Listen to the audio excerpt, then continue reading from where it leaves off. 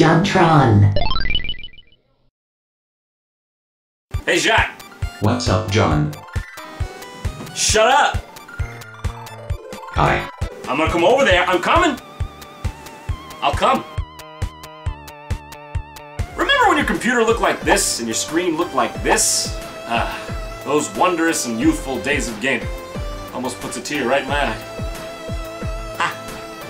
eye. Are you trying to cry? I gotta put on a good scene for the audience. I've gotta put on a good show. It's hard to imagine that there was a time not so long ago when you couldn't just bring up gameplay footage of any given game at any given time. I like to call this era the age of mystery. Nowadays, if you're having trouble beating a game, you're usually just like, fuck it. Go on GameFAQs, pick the one with the most ampersands hashtags in it. Look, they made that logo out of bells and whistles. How could they possibly be wrong? Man, back then it was a whole different story. If you didn't beat a game, that's it. Sorry, buddy, you're done for. Coupled with the fact that many of us still had our childlike minds when we played these games, the stakes were just built up so much higher. What's in that magical forest beyond the wall? Well, you'll never find out unless you beat the game! And at creating this vast feeling of adventure, no game even came close to King's Quest V. I chose that one because I like it. I have all of them, but I chose that one because I like it. I mean, you can leave a complaint in the complaint box, but I'll check that shit!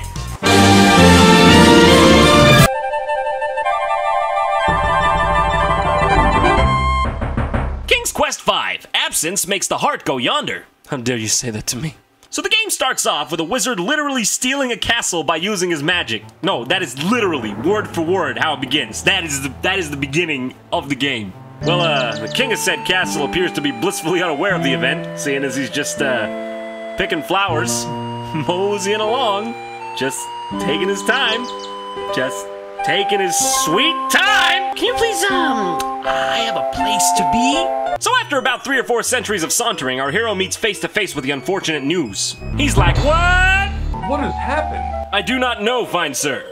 Oh, I know what happened to your castle. I saw it all. Yes, I did.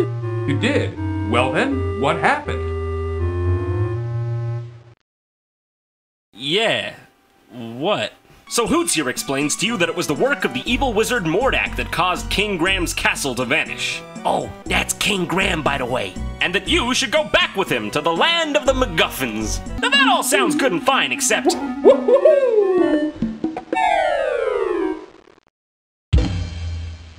Lord Graham? I know that you're really into standing there and having everyone admire your pecs, but you could, look slightly interested in the fact that an owl just ate shit in front of you. That's okay. I'm sure you make up for your lack of personality with your pecs. So then the owl, oh, by the way, that's Cedric the owl.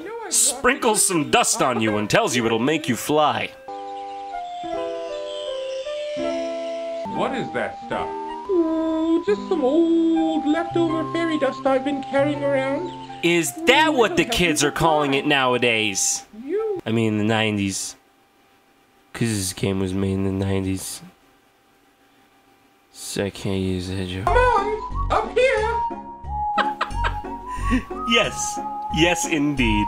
As gracefully as the beautiful black swan. How could it possibly be so stupid and so magical all at the same time? Surely, we will never know. I mean, have you goddamn seen this guy?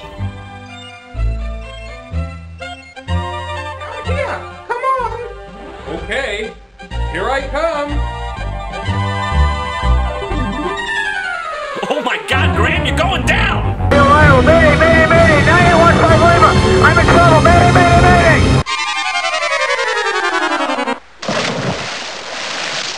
Ooh, looks like the fairy dust just wore off. Oh yeah! It's real funny, ain't it? Ha ha ha! I almost just died, you piece of shit! Fucking owl, you suck! We then meet a wizard named, I don't even give a fuck. He takes you into his shack and presumably does horrible things to you. What is that? That's an old piece of magical white snake. That's an old piece of magical white snake. Magical white snake. Magical white snake. White snake. White snake. Here I go again on my own. I think I see a theme here. I really think I do. Let me just go ahead and use my patented Tron Bunk kit real quick to sort this out. Yeah, yes, I see. Oh, that's righteous. That's good. Ah, there it is. It's clear now. I've got it. Everybody moves fucking slow. Everybody moves was really fucking slow. I remember this game being one of the very first I played that had a true atmosphere to it. The birds chirping, the ambience, it all brings back good memories. Yeah, by the way, speaking of slow, you gotta crank King Graham's speed if you want to beat this game inside of the next century. Graham, watch out! A poisonous snake! Yeah, okay, yeah. Let's talk about this. I'm gonna need you to never speak again, please. Is that, yep, are we clear? Are we clear on that? I don't need an owl telling me what to do anyway. Oh, the owl was right. This game's just got so much polish. Every clickable key point has full narration to it, and I think, just between you and me, that it might be Wilford Brimley. Cedric is too busy looking around and doesn't seem to be paying any attention to Graham at the moment. That there was Wilford Brimley impression. My pancreas doesn't work. If you're going into town, I'll just wait for you here. Okay, shut up! Shut up! Just stop! I had a nasty run-in with a big dog once, and I feel much safer out here. Oh yeah? Well, why don't I go find that dog and ask him to come back here? I scare you again. That's it! I'm out! I'm going where no one can ever hurt me again! No, Graham, don't! I have to admit, these are some of the funniest parts in the entire game. Just the multitudinous ways in which our hero can, how you say, bite the dust. My god, he's a walking danger zone! Too bad. It looks like the eyes have it.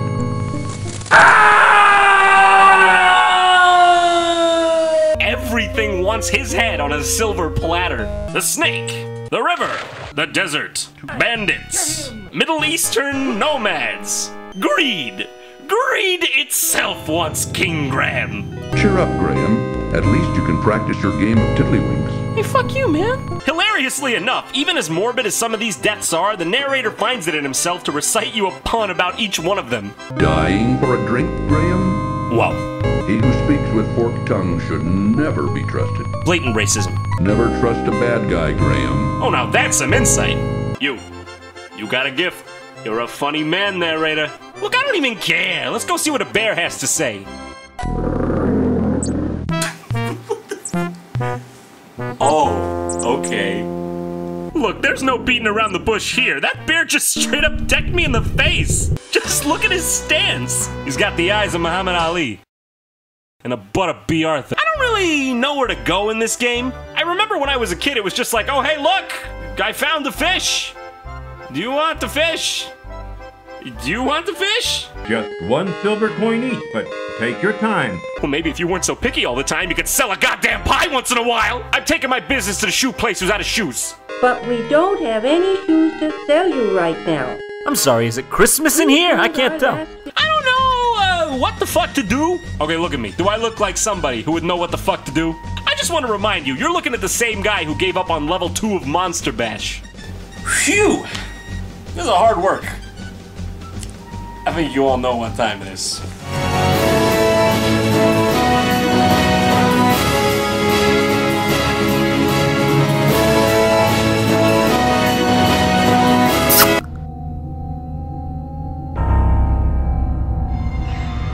I did it! Look at my pecs, I'm King Graham. Do I look like I give a fuck? Subsequently, as an addendum to that thought, do I look at all like a king? No, not really, no. More like a mailman. King's Quest 5, 2-day shipping's extra.